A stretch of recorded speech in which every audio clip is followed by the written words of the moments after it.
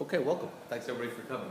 What I'm going to do today, I thought about this when Rabbi Shaiwitz and I, when he designed this whole day, what is Bechira? There are many shitos in terms of Torahs, what we could present, but I felt that it would be best to present a model that I've taught over to seniors in high school, and just to give you a general, this one particular approach towards Bechira Chavshis, and exactly what it is.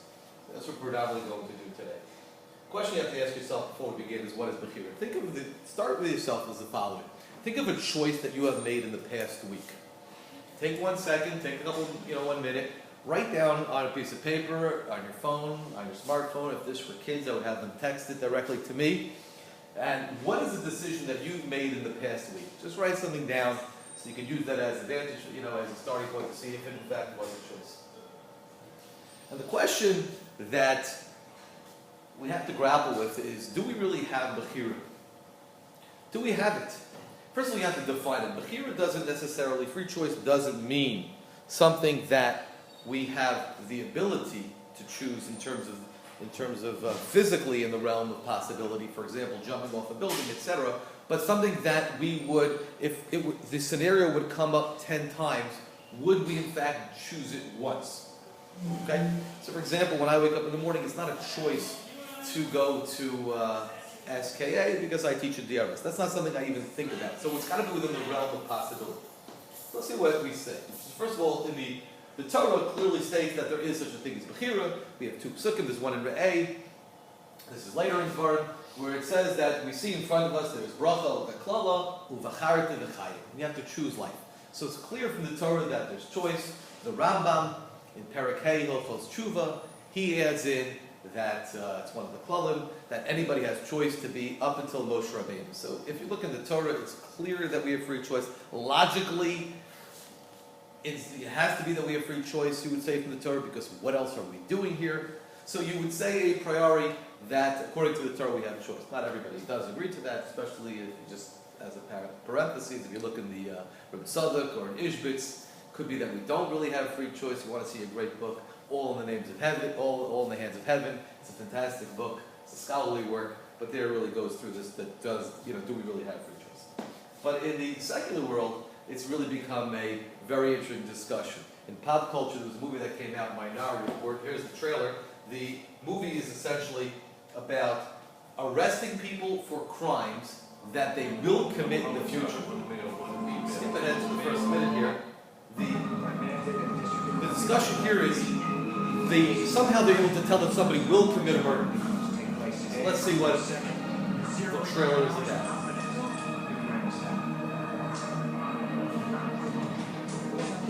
We arrest individuals who broke the law.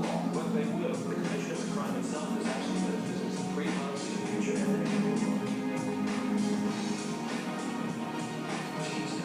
Is it so far? Yeah. But it didn't fall. You caught it. In fact, you looked at it and it wasn't chasing that thing with the law. You were getting a false positive. Figured out the scheme. Oh, we were operating the last equation. Only good to keep it.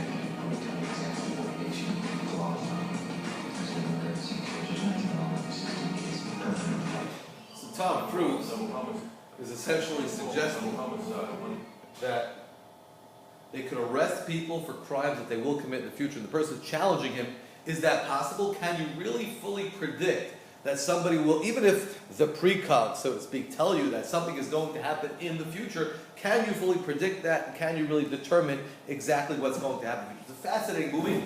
If you ever want to really do a full unit on Bechira, you can take the strength of the movie. The kids will love it because they really discuss these decisions. Is there free choice? And at the end of the movie, there's a nice ending to it. We'll discuss that again.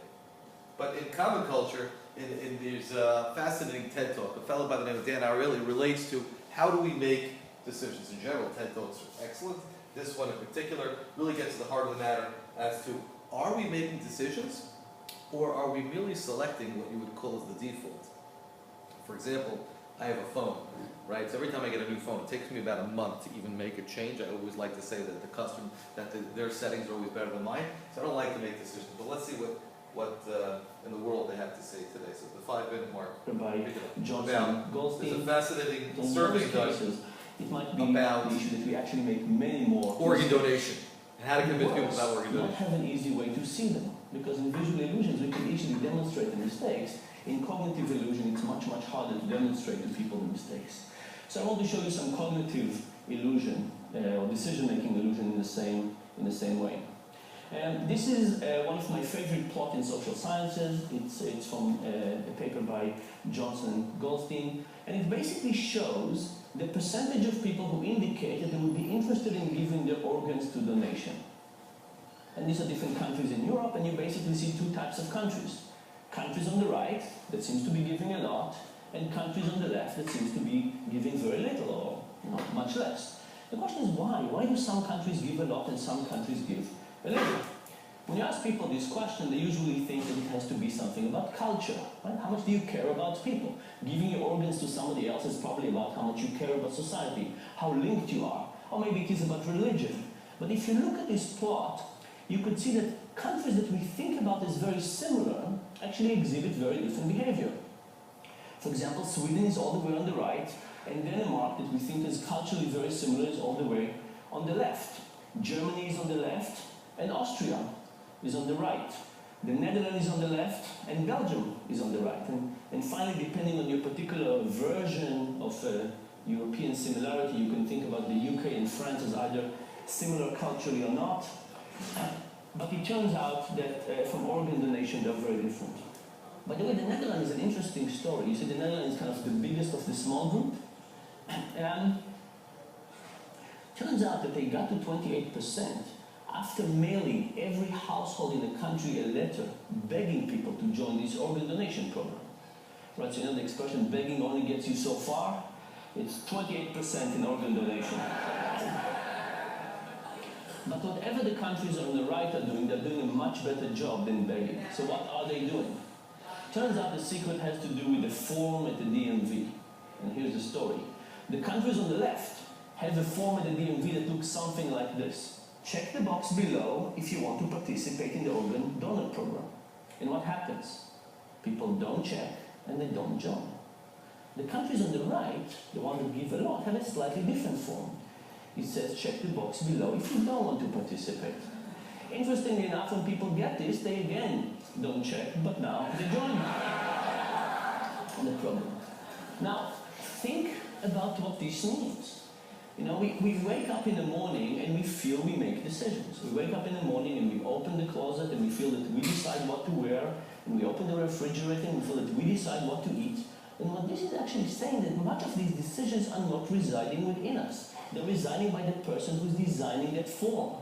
When you walk into the DMV, the person who designed the form will have a huge influence on what you'll end up doing. Exciting. It's actually pretty fascinating, that study. It goes even further in this particular video. It's Kedai, I think, to watch the whole thing, where surgeons are making decisions about, or they think they're making decisions about surgery. Sliding. Whoop.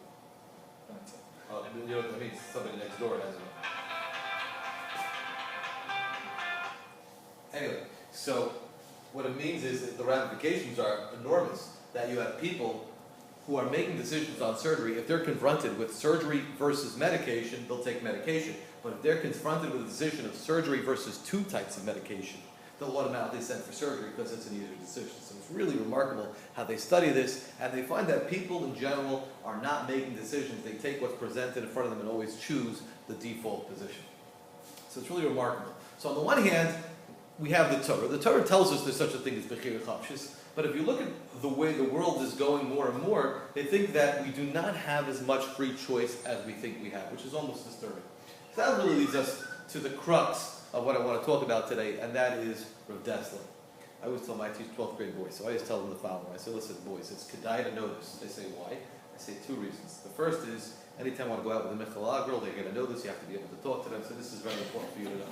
So they like that. So then their ears perk up. But the real reason is, I believe that I spoke to somebody about, I designed a Machshava curriculum for my school, and I spoke to somebody and he said that the first thing you should do is this piece on the Kodesh Bechira, because it really separates everybody, and then everybody can look at each other and say, oh, I'm comfortable, so to speak, in my own skin.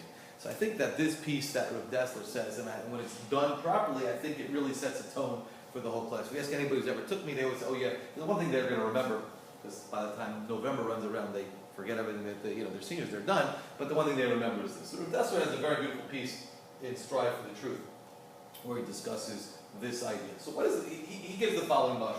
You have a battlefront. And if anybody wants a copy of the slides and you want to just use it as your own class, goes into hate, I'll email it to you as soon as we finish. So you have here, this is the Korean War, and you have a battle between North Korea and South Korea. Now, if you look at this, you would say that there's really a battle between North Korea and South Korea. But in truth, is that the people over here don't even know there's a war going on. But they know there's a war going on because their husbands and children are probably not home.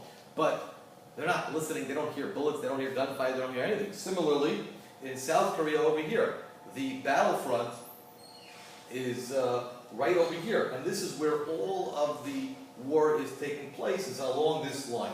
But over here and over here, there's really not much going on. So while there is war between these two particular countries, the war is only happening, the battle, so to speak, is only happening along these lines. Now, when you teach boys, you always got to get a different model. Similarly, when it comes to football, we have the line of scrimmage, right? This is where one side is, and this is where the other side is. They're defending this area, and they're still in control of this particular area. But there's a line of scrimmage, and while the two teams aren't playing each other, the battle, the trenches, so to speak, are happening at the offensive line. So Desler wants to suggest that this is what's called the moral battlefront. You have what he calls his famous Bechira point. Now you have what he calls, I don't know if touch it, it's rolling by itself. You have the conquered areas and the unconquered areas. Rav Desler explains that this is areas what's called emes, truth, and this is the areas of falsehood, of sheker. And you have certain areas in your life which you would call conquered areas, things that you don't necessarily think about. And you have the unconquered areas, unfortunately, areas where we're not there yet. Now, it's easier to frame the conversation in a religious context. There are those who say that Bechira only exists in a religious context and doesn't exist in anything else. I believe that's the approach, not the Kuzar of Rav Sajido. So it works very well with this when you could just explain how Rav Desler's explaining that you have certain conquered areas where whatever I do. I believe in the truth of it, and therefore I do it without necessarily making a decision what I do in the morning. There are certain areas, unfortunately, which are so far beyond my grasp. I'm still living in what he calls sheker. I'm still living in an area of falsehood, and therefore I can't possibly do it. But where are we making decisions? They're happening right along this line called the Bechira point, which is the area between false and truth, which is that murky gray area. And it's not as many decisions as we make. I'll give you 3 examples that kind of crystallize this particular point. So we have our friend Yankov from Meir Sharm. Again, we're going to take 2 extremes, and then I'm going to take my classic DRS kid at the end. Right, so you have Yankov from Meir Sharm. Yankov from Meir Sharm grew up in a house that was imbued and filled with Kedusha. He never saw anything else in his life except for tefillin, minyan, learning Shabbos. That's all he knows. He doesn't make a decision to do that because that decision has kind of been put upon him. On the other hand, he never heard this concept about greeting Mashiach, so that's in the area of falsehood, so that's what's left. But what is left for Yankov? Where is his decision? His Nekudas HaBechira, so to speak, his Bechira point is whether or not he's going to daven with proper kavanah. Meaning he knows he's got to daven, that's going to happen every single day of the week. But here, that's where his decision on that given day is. This 14-year-old boy, that's where his decision is happening. Only specifically at this point of davening with proper kavanah. On the opposite extreme of that, we have Paul from New Orleans, right? The kids really relate to this because, I think I designed this slide when Paul played for New Orleans. But he knows he's a Jew. That's the only that's conquered. I mean, if somebody comes to me, a Jew, he's going to admit he's proud of his Jewish identity. He knows nothing. Shabbos, kashrus, davening, it's not a decision that he's making. It's in the opposite extreme. It's what's called the unconquered area. It's for him, it's in the area of falsehood, unfortunately, at this particular point. But what is this young man's decision? He's got one. When the Chabad guy's on the corner and he's dangling tefillin in front of people, do I say yes or no to that particular guy? That's going to be his major decision. Yankel's got it. So Paul, this is his. So Paul's making decisions here. Our Yankel from Meir Sharm is making decisions over there. 2 very different places. Now again, I'm giving linear examples. Human beings aren't like this, but it's just to explain this particular point. It's explained in a linear fashion to make it easier. These are 2. So let's get back more to what I would call your typical DRS guy. which is Evan from Windermere. I won't tell Evan I'm using him. So Evan keeps Shabbos because he came from a beautiful family. Shabbos he goes to Minyan because that's what his father does. Baruch Hashem, he's doing that. If you ask him about learning in his spare time, he'll never do it. He doesn't have a father who learns, unfortunately, and that's well beyond his grasp. So he never enters his mind whether to learn. That's what's called the unconquered areas of this book. But what is his decision? So mincha. That's a classic one. His father goes to mincha. He knows mincha's of value. But if it's the second half of a football game and it's up against mincha, and that's when he's got to go to shul, so there he's really torn. And he's really fighting that particular battle. That's what his nekudas habechira is. Girls, so he goes to a Kodesh camp. His rabbis tell him, girls are great, but only in the right time. When they get married, he's heard that speech, and he knows in the back of his head, and he's wrestling with himself, and he's making that decision. So you have three very different people, and they're all not making decisions, and they're all making decisions, but they're all making decisions in one particular spot. But here's where it gets tricky. And you have to really ask yourself now, when you made that original decision, don't take a look at your sheets of paper for yourself, and when you made that particular decision, was that in fact a decision? I don't have the sheets in front of you. You can tell me just by show of hands. How many of you was an actual decision that you made, or was it merely something you do each and every day, and it's in conquered area or the unconquered area? Just for your original decision that I asked you to make, that you said you made in the past week. It was really a decision. Yeah. It was a real decision. It was a real No, decision. it was not. It It was wasn't. like a decision that I make every day. That's not really.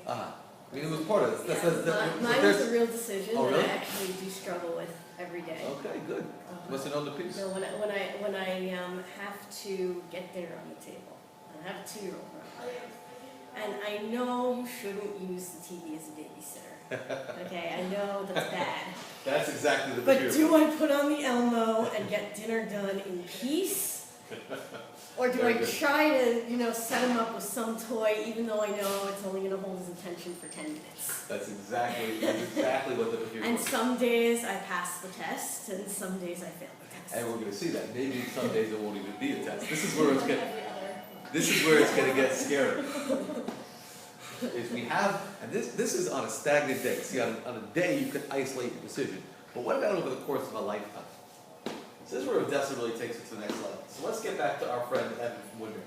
So Evan from Windermere, again, this is Mincha girls, this is Shabbos Shachris, and this is learning. Learning, never thinks about it. Shabbos Shachris, he does, beautiful. Mincha girls, that's his area. So what happens? So Mincha, the football game wins. Let's face it, Jets versus Patriots, fourth quarter, he's not going to Mincha, it's too hard.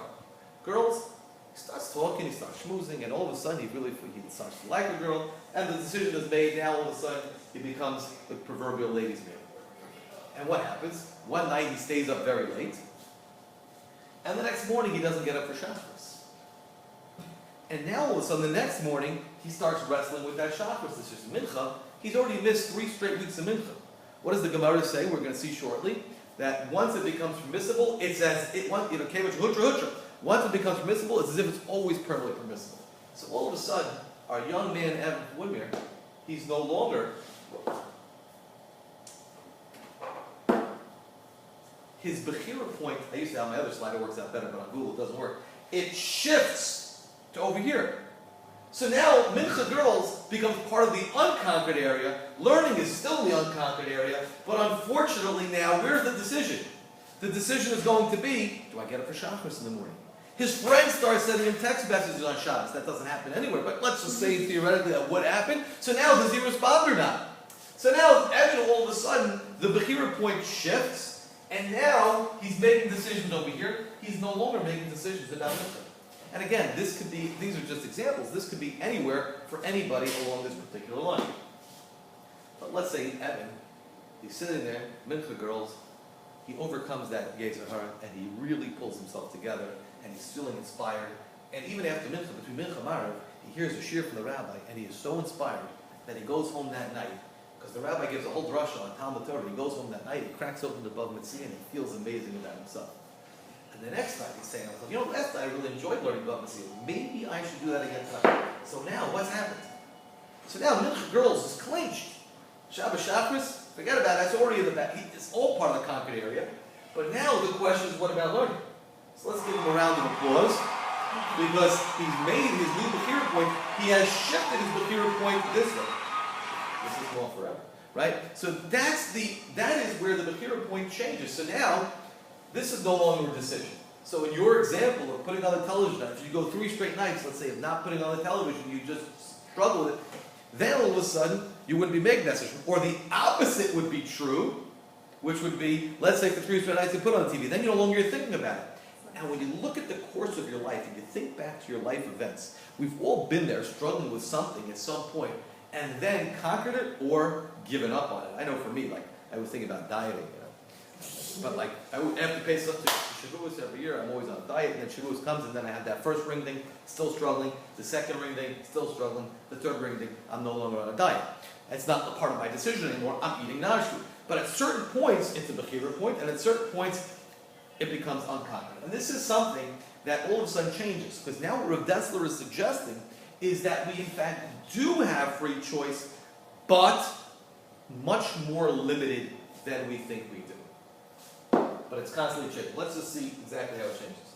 This is a fascinating clip. Mike. Okay, Mike. What the hell's going on? Why is Cindy Joe calling me sweetheart? Who are those kids that... I mean, what is this place? This is your house. Those are your children. Cindy Jo is your wife. No. Yes.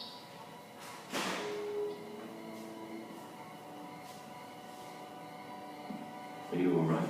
No. I'm not all right. I mean, this kind of thing doesn't happen every day, you know?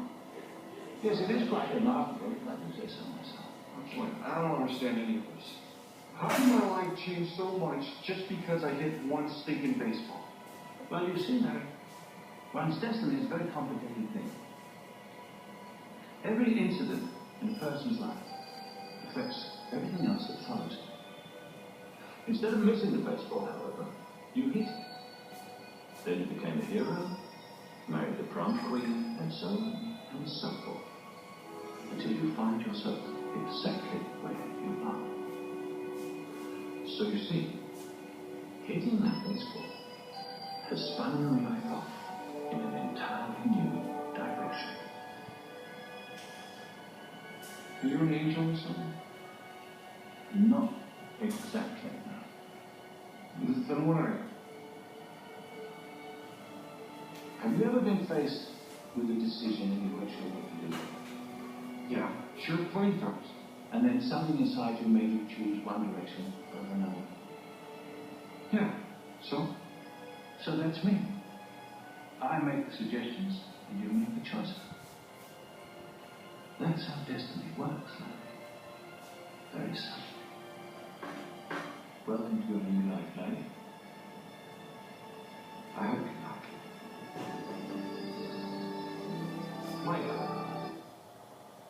It's a really powerful clip because it really shows you just that each action impacts the next action. Meaning, right today, my Bechira point is in one isolated area. It's along that proverbial battlefront or the line of scrimmage as we spoke about. But what happens is that each time we make a decision, it impacts the next decision. It's going to set us up for that next idea. So where do we all begin? And then we're going to end with what are we responsible for. So where do we begin? What do you think the factors are in that initial decision we made? What do you think? What is that? Where do we all begin? Well, what's in it for the person? Well, what's in it for the person? Saying maybe I'm not phrasing the question properly. What is it that sets up, let's say we have an original starting point of decision. What's going to make our first decision? Let me ask better. Where does our initial Bechira point begin? What factors play a role in our initial Bechira point? Well, you look at what you already do. Okay, so where you come from, right? So your environment, there's an old discussion, is it nature, is it nurture? Now I have a couple of kids. Initially, like when I was a kid growing up, like, oh, it's all nurture, it's all up to the parents. And then I have kids, I'm like, it's not my fault, There's a lot of truth to that when you have kids, as they get older, like, those bad mitos he must have learned from the guy in the street, or he was born that way, because I've only given him impeccable mitos. But clearly, your environment plays a large role. That could be defined by many factors. That could be defined by your family. That could be defined by your community. It could be defined by your school, right? Your parents are, I know, if a kid comes to my school versus, let's say, a more yeshivish place, darche, the decisions that he's going to make are going to be impacted by the school that he's in. Your initial bechira point is not set by you, but on one level, it's set by your environment. It's also set by your nature. The very makeup, and again, as a parent, you realize this more and more, that the nature plays such a role. I have twins, and I raised them the same way. They didn't leave the same room for the first 3 years of their lives, and yet they're as different as night and day. One's loud and social, the other one's quiet and reserved, and each was beautiful kids, but each different. And they were raised very similar, but their nature is different. Rav Soloveitchik uses this term to begin his discussion of Bechira. He has a beautiful essay called Fate and Destiny. In Hebrew it's called Goral and Yehud. But when we talk about where do we begin, which is your personality and your genetics, etc., Rav Soloveitchik refers to this as your fate, as your Goral. You can't change your Goral. You can't change the lottery that's been given. There's nothing to talk about. This is what's handed to you. The Bechira point begins, your first Bechira point, before the fluid front, begins by your Goral, your fate. You don't get to pick which family you belong to, you don't get to pick which school you go to initially, you don't get to pick your community. That you're born into.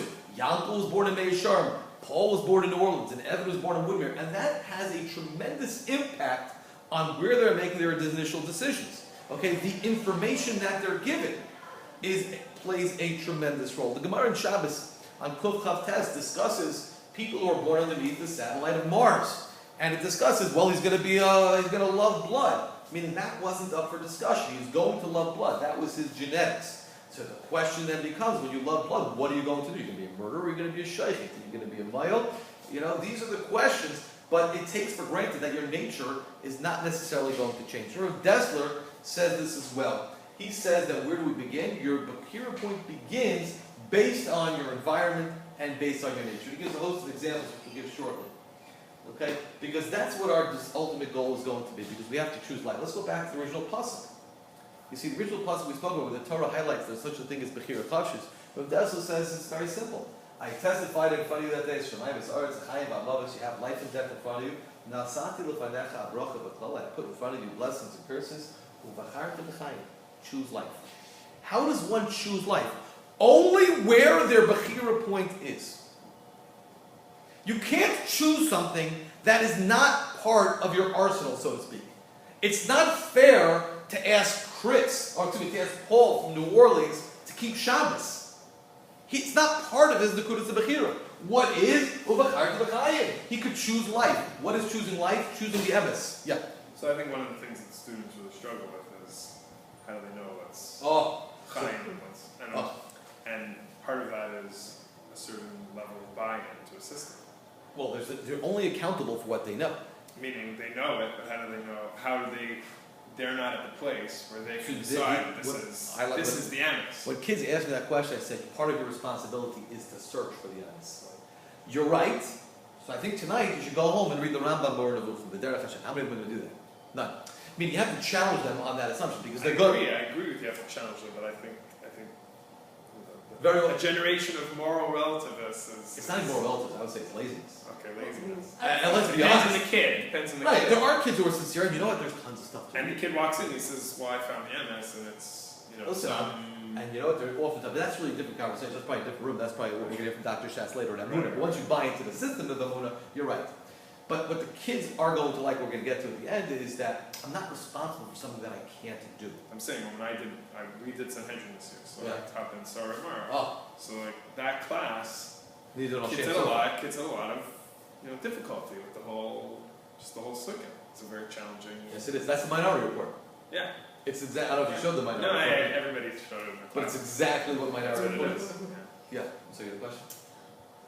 Well, I think it's also that a lot of the students will sometimes just be so apathetic to it, but you were sort of touching on that they'll just come in and say like, I don't want to make the decision, so I don't care. So, you're teaching to have a class that buys into it, and then you're teaching to other have a class that every time you say anything, they say, but like, why do I need to care about that? But they're really asking a different question. Their question is, I want to do bad things, leave me alone. I don't want. So I can't teach. I can teach them, and I'm giving a frontal class, and I'm engaging them. But really, they're talking about a different level. In other words, if I'm intellectually honest, this could be powerful. And again, like with every class, you're not going to get everybody. Right, and it's not even to challenge me as a teacher, but it's more to challenge the whole System. meeting. And I'm fine with that. I'm saying, you know what, that's a great question. It's very, to me, I teach a machshava class, so I have a curriculum. So when kids ask me questions that are not on topic, I say, great question, I'll talk to you about it after. Because it's important that this is a single isolated unit. And like, I go over to the Derech Hashem, so I used to teach this, I used to give out packets, and it was like random in my work, but then I go in order to the Derech Hashem, and in the Derech Hashem, when I get up to Bechira, I throw this in, and they see like a slideshow like this. This is a souped up version that a kid made for me.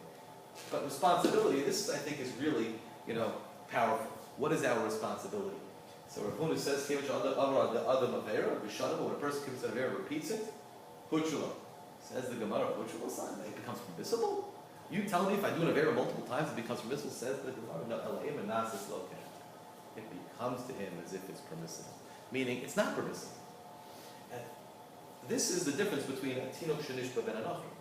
Meaning, if I grew up in an Orthodox home, and kids don't like to hear this part, they like to hear the second part. If I grew up in an Orthodox home, and I was brought up with the MS, and I had chosen to walk away, even though now my fluid front has shifted, and I no longer keep Shabbos, for every time I violate Shabbos, I am responsible because at one point it was part of my Bechira.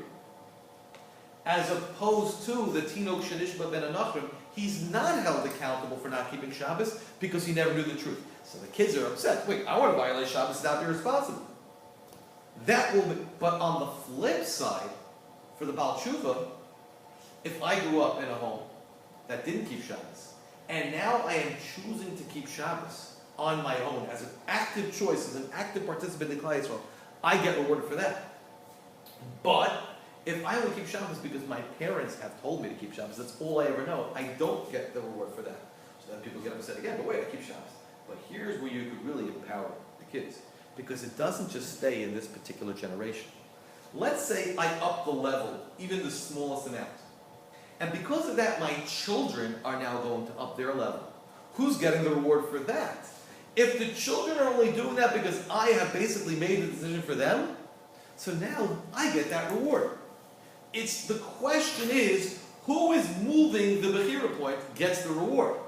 That's the only thing in life, uvacharta b'chaim, the only thing in life we're going to get reward for is that which we are choosing to do, and that is a very limited thing, but I can move not only mine, but when I marry this certain girl or guy, and I raise a certain family, I am now influencing generations and generations, and I could get schar forever for that. It's a remarkable idea, a very powerful idea, that and we're empowering the kids that not only are decisions affecting you, they're affecting generations and generations and generations. And the kids relate to that. And I'll tell you also, just again, let's go back a couple slides. I'm sorry, I was remiss in mentioning this. That in terms of personality, kids like to think that they have free choice to do anything.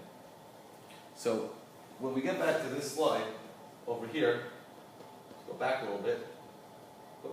It's not going back, it's going the other way. This is Google Drive. Yeah, it is. It's where I upload and store files. Like, What stories? My recipes. That's I'm lost over there. the bottom left. Oh, here we go. So, for example, when I choose, when I'm looking at this slide, kids say, wait, I have free choice, I can do whatever I want. I said, really? I said, let me ask you a question. When you show up to school in the morning, who do you talk to? Which breakfast table do you sit at? I said, do you sit at the same table every day? So most kids do, or they go out to Dunkin' Donuts in the same car every day, but it varies within 6 or 7 or 8, and a good class 15, right? So why? Because I like hanging out with them. I said, but if you really have as much free choice as you'd like, then why aren't people different every single day? Because we like hanging out with certain people because they have personalities that we kind of coexist with. And we're likely that they're the same every day because I have a certain personality and they have a certain personality. And I always like to tell this story. In 2002, I don't tell the year, the fire alarm, 2003, the fire alarm went off in DRS. And it was a big hock. Who pulled the fire alarm? So I said right away, it's one of 3 people. What? How could you say that? I said only 3 people have the possibility of pulling the fire alarm in the whole building. It couldn't be a freshman or sophomore. They wouldn't have the gumption. So we went down to juniors and seniors, and I said it's one of 3 people. Sure enough, a year and a half later at senior dinner, it was one of those 3 boys who pulled the fire alarm. How'd you know it? Because if you know people, people's patterns and decisions repeat themselves. And the more people think about it, it's true. When I wake up in the morning, I do the same thing every morning. We have routines, and we like routines. Are we making those decisions? I don't know. I haven't missed Shachris in a million when I'm home in 10 years. Am I making a decision to go to Shachris? I think that's just the way my body goes. That's it. You know, I like to think every day, should I go to minyan, should I not go to minyan? No. So this idea, then when kids start to hear it, they realize, wait a second, my bechira is not as, you know, I can't just do everything whenever I want. And that's pretty powerful. Okay, I'm sorry to mention that earlier. But then let's go back to what are we held accountable. And just to add, yes, sure. As kids, as much as they think that they are making choices, at this point in their lives, a lot of the choices are being made to them. So what do the Yeah. advertisers are doing? They're tapping into your... I even found like also a lot of kids here, especially here at RAMAZ, where everyone's always, oh, what college am I going to go to? And I think that you see these kids thinking, I need to do this, that, and the other so that I can get into Harvard. They don't realize everybody applying to Harvard has like the same credentials that they do, and that it actually, there's a lot of randomness in it. And you don't realize that till years The later. choice is not being made by them. And also, when the That, kids like, say, there's so little control. right, when the kids say, I'm going here, this far out of town, that far out of town, and then they all end up 100 miles from New York, Yeah. that's not too far away from their parents.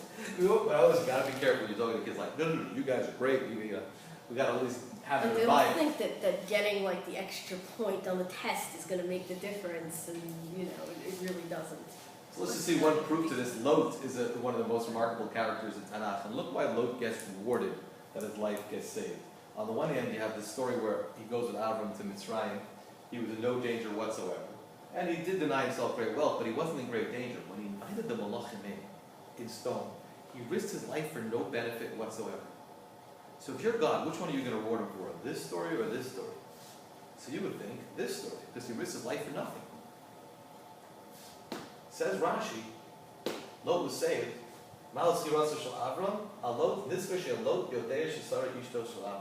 He knew that Sarah was the wife, and he kept quiet. He heard that she was the sister, and he kept quiet. So why is he rewarded for this incident and not the other incident? So what does Rav Dessler say? Because he grew up in the house of Avram Avinu. If somebody grew up in the house of Avram Avinu, it's the most natural thing in the world to do chesed. For Lot, no reward for that. That's Avram's reward. What does Lot get rewarded for? Denying himself great wealth. Because Lot had a proclivity towards wealth. So you see, this is an amazing concept, that there is such a thing as Bechira, but in a much more limited vein than we think. And we are only held accountable, and we're only responsible for that which we are choosing, not which has been chosen for us. And nobody can say it better than Rocky. Because Rocky goes to Russia, and Rocky fights, and he thinks everybody hates him, but then they come to cheer him. So Rocky gives a little smoke.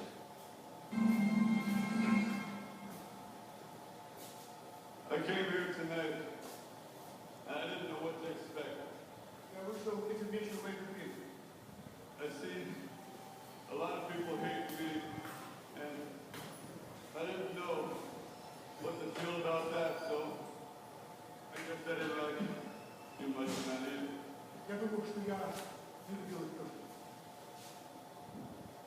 During this fight, I've seen a lot of changing. В течение всего этого боя я понял, что многое изменилось.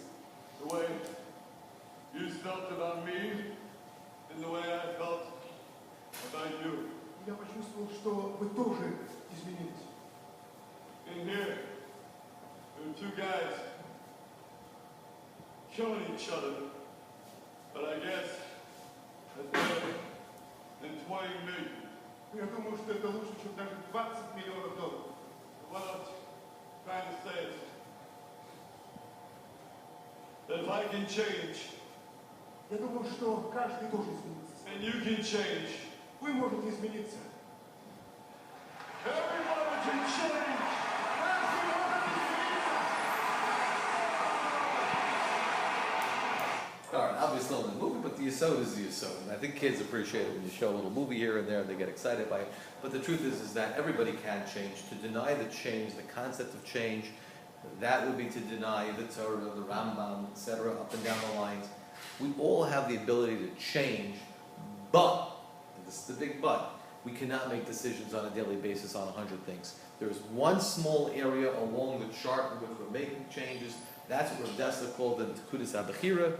But beyond that, it's really out of our control, so to speak. Rav Aaron Soloveitchik gives a little twist on this. Just Rav Aaron Soloveitchik says, he calls it macro bechira and micro bechira. You have something called macro bechira, micro bechira, which is, okay, today am I going to daven with kavanah or not? So that's a small decision. It doesn't impact on much larger things. But macro bechira is when I'm making that big decision in my life, which is eventually going to add on, it's going to shift my life in another direction. You could point, I think, in your life to about 5 of those macro bechiras. You know, who you marry. For me, it was, do I stay Shana Bet or not? That really set up the path. What job you're going to take. And then from there, everything does change. So there's macro bechira and micro bechira. And the micro, you have a couple of those decisions along the way. So it's my pleasure to present this idea. If anybody wants a copy of the slideshow, I'll be glad to send it. I think Kenny actually put it, Rabbi Shai put it on the thing, but I'll just send it to you right from the Google Docs. Okay, thank you very much.